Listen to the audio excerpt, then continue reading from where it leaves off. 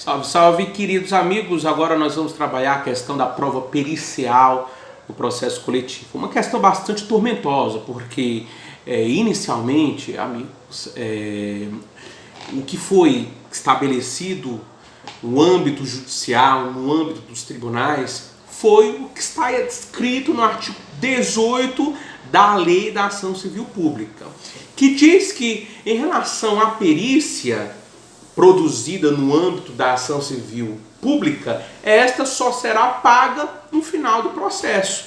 Então, se nós verificarmos, olha a redação do artigo 18 da Lei 7347 de 85. Nas ações de que trata esta lei, não haverá adiantamento de custas, emolumentos, honorários periciais e quaisquer outras despesas, nem condenação da associação autora, salvo comprovada má-fé em honorários de advogado, custas e despesas processuais. Então, queridos amigos, o que é que nós temos que notar aqui assim?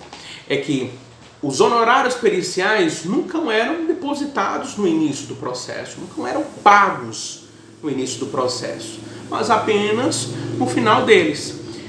Então, o que isso gerou? Poderia existir até uma animação em relação aos peritos em fazer perícia de ação civil pública. Só que eles estavam percebendo ao longo dos anos que a ação civil pública ela não acabava mais. A ação civil pública ela se tornava eterna, porque tinha ação civil pública que demorava por quê? 13 anos. Né? Ação civil pública com 18 anos. Então, queridos amigos, meus amigos do coração, acontecia que exatamente ocorria uma perturbação por parte dos peritos. Como é que eles iam pagar as despesas deles? Então precisavam comprar material. Com que dinheiro eles iriam tirar para poder comprar esse material todo? Com base em que? Gastavam combustível, inclusive, para poder se deslocar para determinadas regiões distantes do local onde estavam. E quem ia pagar essa conta? A conta ia aparecer depois de quantos anos depois? Então não compensava. Qual foi o resultado? Os peritos estavam se negando a fazer a perícia na ação civil pública. Ninguém queria fazer mais perícia ambiental, e consumidor, e por aí vai. Ninguém queria mais fazer isso. E por que ninguém queria mais fazer isso? Por conta de que ninguém queria tirar dinheiro do bolso. Então, meus amigos, isso aconteceu uma perturbação muito grave para o Ministério Público, né? O Ministério Público chegou, inclusive, a fazer requerimento para instituições públicas para poder fazer perícia. Só que as instituições públicas abarrotadas de serviço para poder fazer. E o que acontecia? Demorava a ação civil pública, né? Então, começou a gerar uma situação tormentosa para os legitimados, no caso, para o Ministério Público, promover a ação civil pública e principalmente no tocante a requerer perícia no processo. Então, o que aconteceu? Os juízes começaram a aplicar o antigo artigo 33 do Código de Processo Civil de 1973. Né? A redação era: quem requerer perícia que pague. Então era mais ou menos esses termos. Se o autor pediria a perícia, quem é que teria que pagar a perícia? Era o autor. Autor e réu pedindo a perícia, pagava o autor. Se o juiz pedisse de ofício, pagava o autor. Somente se o réu requeresse de forma isolada, era que ele iria pagar a perícia no processo. Então, chegou-se o problema porque o Ministério Público sempre alegou que não tinha previsão orçamentária para poder pagar essas coisas, né? E o artigo 91 do atual Código de Processo Civil, ele é um pouco tormentoso isso para o Ministério Público, porque ele chega a falar, inclusive, aqui assim, a seguinte disposição que preocupou toda a instituição, né? Quando ele dizia assim: as despesas dos atos processuais praticados a requerimento da Fazenda Pública, do Ministério Público ou da Defensoria Pública serão pagas no final pelo vencido. As perícias requeridas pela Fazenda Pública, pelo Ministério Público ou pela Defensoria Pública poderão ser realizadas por entidade pública ou, havendo previsão orçamentária, ter os valores adiantados por aquele que requerer a prova. Parágrafo 2º. Não havendo previsão orçamentária no exercício financeiro para adiantamento dos honorários periciais, eles serão pagos no exercício seguinte ou ao final, pelo vencido, caso o processo se encerre antes do adiantamento a ser feito pelo ente público. Então esta redação ela trouxe uma certa preocupação para o Ministério Público. E ele sempre chegava alegando, não tem dinheiro. Esta era a alegação do Ministério Público. Não tem previsão orçamentária. O Ministério Público não pode pedir isso de forma alguma. Muito bem, resultado. O STJ diz, o Ministério Público não tem dinheiro. Perito não pode ficar sem receber. Então vamos fazer o seguinte, retira o dinheiro lá do fundo dos direitos difusos. Aí começou a retirar o dinheiro lá do fundo para poder pagar a perícia. Ocorre que lá na lei do fundo, né, do fundo de direitos difusos, diz que o dinheiro é indisponível. Não pode ficar tirando dinheiro de lá para poder fazer isso, como por exemplo, pagar a perícia. Estava ocorrendo uma violação ao princípio da legalidade. No meio dessa discussão toda, o que foi que aconteceu? As pessoas começaram a alegar, principalmente que foi a tese do Ministério Público. Porque quando chegava na Câmara lá do tribunal, a Câmara simplesmente mandava retirar dinheiro do fundo para poder pagar a perícia dos peritos. Muito bem, os honorários periciais. Ocorre que começou o Ministério Público a reclamar para o STJ, olha, aqui a Câmara é um órgão fracionário do tribunal. E esta Câmara ela está deixando de aplicar o artigo 18 da Lei da Ação Civil Pública, dizendo que a perícia é para poder pagar só no final. Então, essa questão, ela deveria ser distribuída para o pleno do tribunal. O órgão fracionário não poderia deixar de aplicar o artigo 18 da Lei da Ação Civil Pública. Então, o que é que acontece? Ocorreu esse problema porque era do interesse do Ministério Público em homenagear o princípio da legalidade. Os caras estavam mandando tirar dinheiro do fundo quando não podia. Então, o que foi que o STJ fez? O STJ acabou confirmando esta decisão. Então, mandou voltar tudo.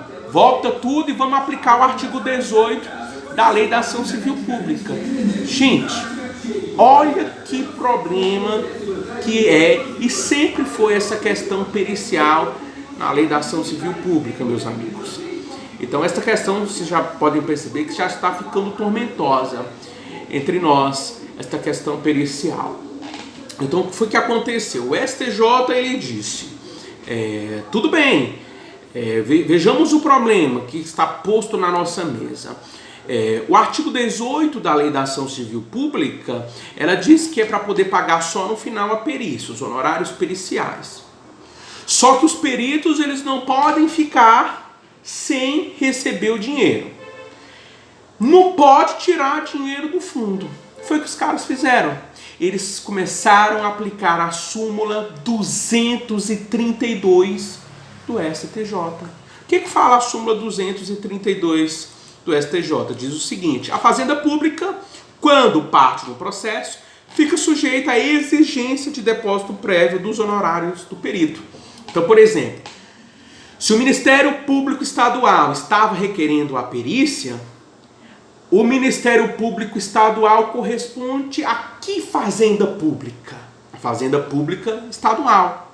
Então, quem iria pagar os honorários periciais? A Fazenda Pública Estadual.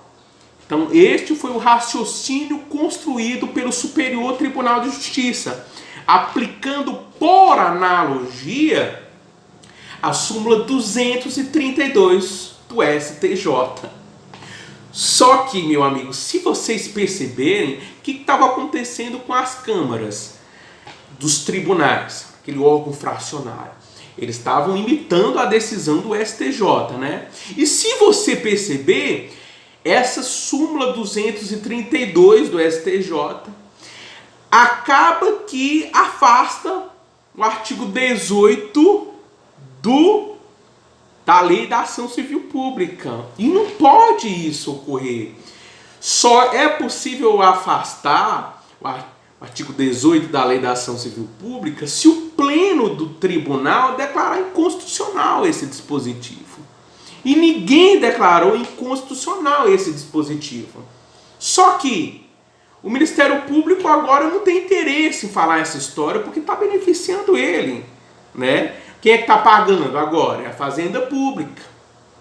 Está preservando o princípio da legalidade porque não está tirando dinheiro indisponível do povo. Então, para o Ministério Público não está muito bom. O que foi que aconteceu? Acabou jogando o problema para quem? Para a Fazenda Pública. Olha que coisa tormentosa entre nós, né? Então, veja bem, qual é o entendimento hoje? Briga judicial. Há uma briga judicial, porque em parte a Fazenda Pública diz que isso ela não pode sofrer. Até porque a súmula 232 do STJ fala ela adiantará os honorários periciais quando for parte no processo. E na verdade ela não é parte. Então olha o problema para a Fazenda Pública, né? Então ocorreu uma divisão no STJ. Né? O STJ ele conta dividido até porque existe uma decisão monocrática de 2019, do ano passado, do ministro Ricardo Lewandowski, dizendo que quem tem que pagar a perícia é o Ministério Público, que tem autonomia orçamentária. Muito bem, diante disso, final do ano passado, dezembro de 2019, ao apagar das luzes, o STJ falou num agravo interno em um recurso em mandado de segurança, dizendo o seguinte: essa decisão do Supremo Tribunal Federal não corresponde ao entendimento do STF. É uma decisão isolada, portanto o STJ não tem obrigação de aderir a esta posição. Pelo que, até este momento, fica de responsabilidade da Fazenda Pública pagar os honorários periciais no início do processo, a Lei da Ação Civil, para as demandas relacionadas a processo coletivo. Este é o entendimento. Aplicou-se a súmula 232 do STJ, afastou-se o artigo 91 do Código de Processo Civil. Então, pergunta-se hoje, há um entendimento pacífico em relação a isso? Se você entender que o STJ é o guardião da lei federal e cabe ao STJ a última palavra quanto à lei federal, sim, estaria pacífico isso. Agora, se você entender que existe uma questão, um fundo constitucional nessa história, o Supremo ainda vai falar e dar a resposta final em relação a isso. Eu só queria, neste momento, mostrar aqui o recurso repetitivo para vocês. É o recurso especial, que é repetitivo, 1.253.844 de Santa Catarina, certo? Que este recurso repetitivo é que atribui à Fazenda Pública o ônus de pagar os honorários periciais no início do processo. Estamos bem, meus queridos amigos? Estas são as nossas informações. Um pouco tormentosa toda essa questão, mas tentamos deixar aqui no máximo possível o entendimento que vigora até este momento, tá? O agravo interno no recurso em mandado de segurança é o 61877. Agravo interno no recurso em mandado de segurança 61877 de São Paulo. Estamos bem, queridos amigos? Deus seja louvado, fiquem todos com Deus.